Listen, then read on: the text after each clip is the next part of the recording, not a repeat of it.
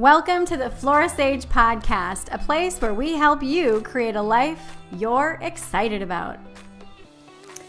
Hello, and welcome back to the podcast. Today, we are going to talk about thinking. How much time do you devote to thinking each day?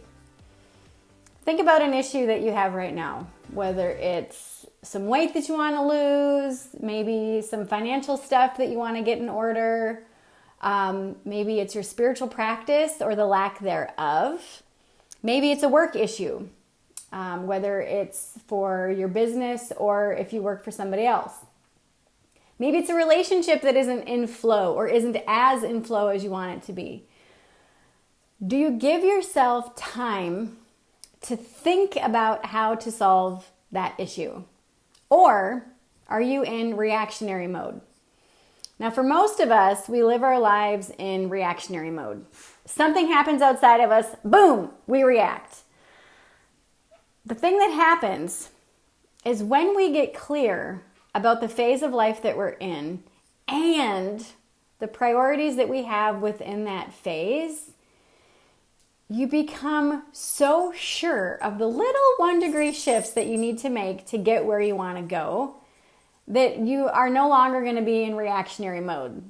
I mean, literally, any outside stimulus that comes, it's not going to faze you because you know exactly where you're going. You're mindfully responding from an internal source of direction.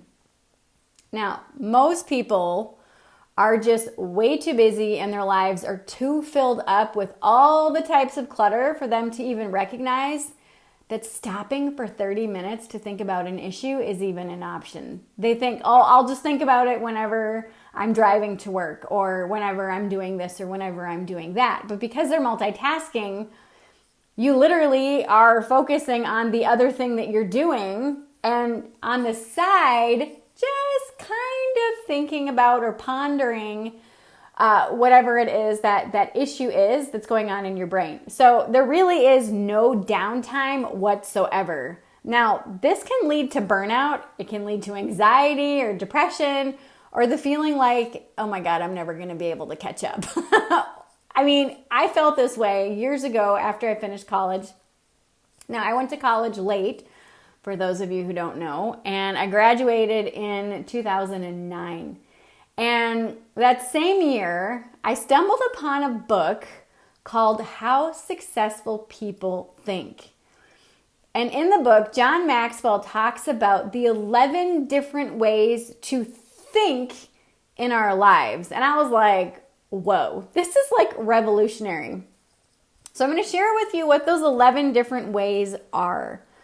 There's big picture thinking, there's focused thinking, there's creative thinking, realistic thinking, strategic thinking, possibility thinking, reflective thinking, popular thinking, shared thinking, unselfish thinking, and bottom line thinking.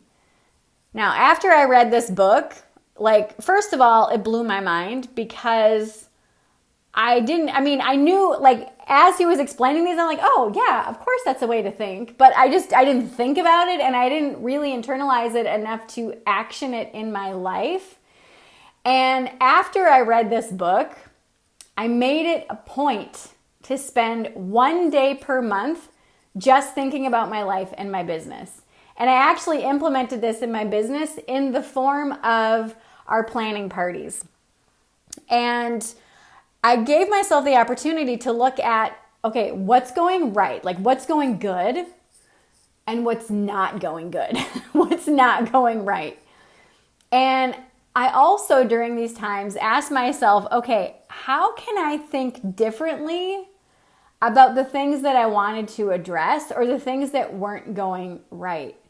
And like I said, this was just a freaking game changer because I was, at that point, raising 2 babies. Also at that time, I had stepkids. I was married, doing the work thing and building a business on the side.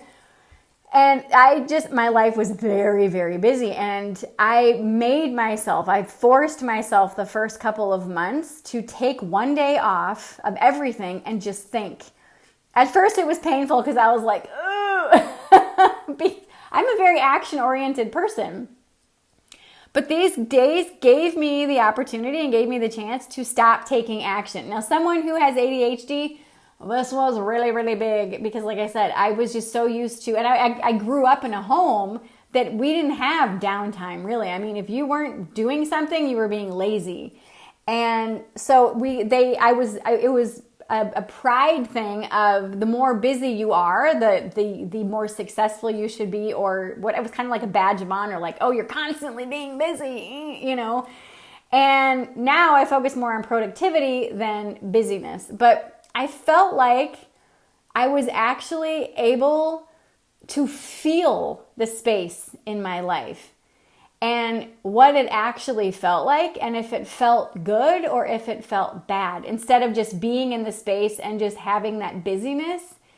And doing this also gave me permission and the chance to make small changes that resulted in big shifts over time. And that's ultimately what the 1 degree shift is all about.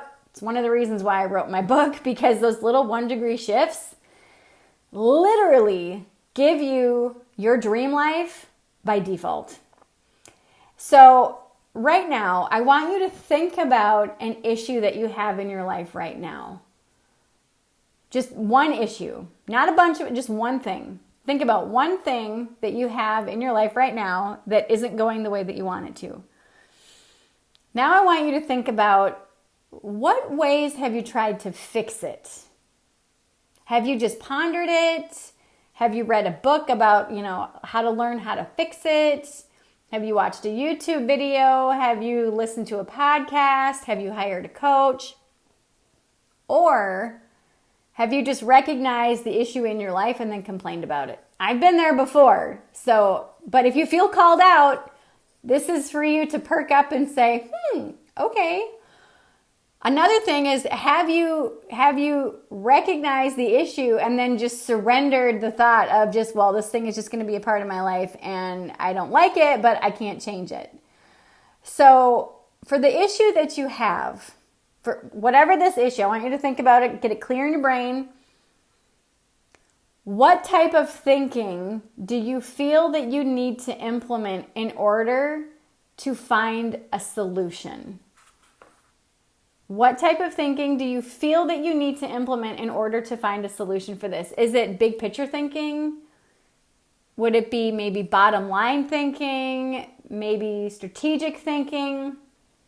Reflective thinking?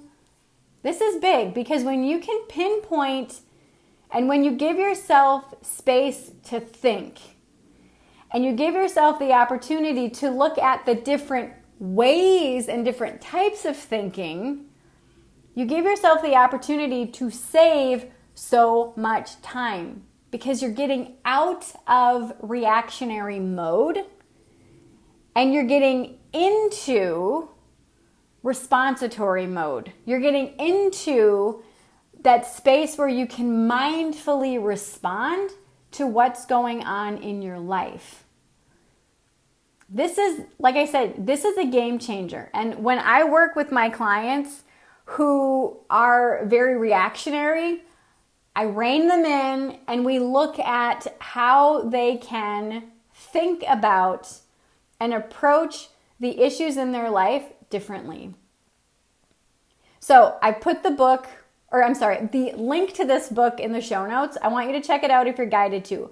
But over the next week, give yourself the chance to pick an issue from your life, grab a notebook, and do some thinking about that issue.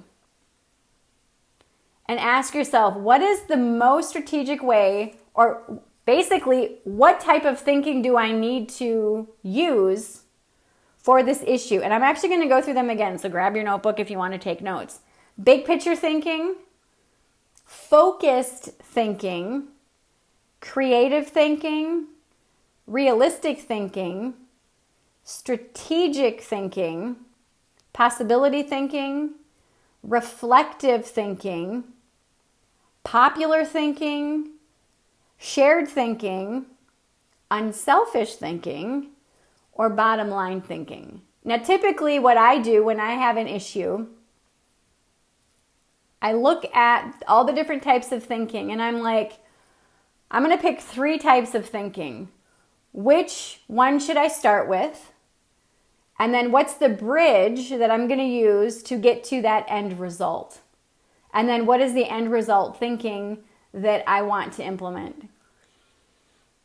And that's huge. Sometimes I just pick one, so I do this type of thinking every single Monday. Every Monday is my day to think. It's admin day, but I start it with thinking. And I allow myself to pick 2 to 3 to 4, typically 3 types of thinking to bring in for that week. And it's not always the same. And then once I have pinpointed the issue that I want to address, and I implement various types of thinking and I have a solution, then I start my work week. Then I go in and then apply the solution that I've just discovered. Oh my gosh, you guys, this saves so much time. Like 1 hour of thinking every single week, it saves you so much time because you're not in reactionary mode. You truly are in that space of mindful action. And you're in that space of knowing exactly, with clarity, what to do. Oh my gosh, because you're not just guessing. And you're not just pondering like, well, this might work, this might not work. I don't freaking know. I'm just going to try something because I just feel like I need to try something because this isn't working the way that I want it to work. And you know how our thoughts sometimes spiral out? Rein that in.